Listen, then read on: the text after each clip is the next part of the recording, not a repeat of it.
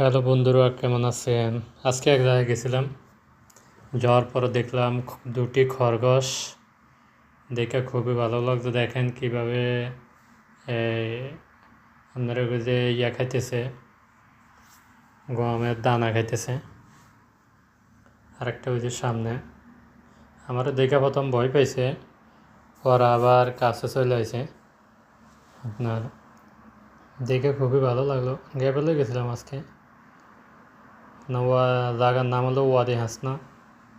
ওখানে গেছি, 1 ঘন্টা গাড়ি চালাইছি। দেখে খুবই ভালো লাগলো। একটা ঘাস খাইতেছে আর একটা গমের দানা খাইতেছে। কি সুন্দর না? আমার কাছে খুবই সুন্দর লাগলো। আপনাদের কাছে কেমন লাগছে অবশ্যই আপনারা জানাবেন। আশা করি ইনশাল্লাহ ভালো থাকবেন, আমার পাশে থাকবেন, পারলে শেয়ার করে দেবেন।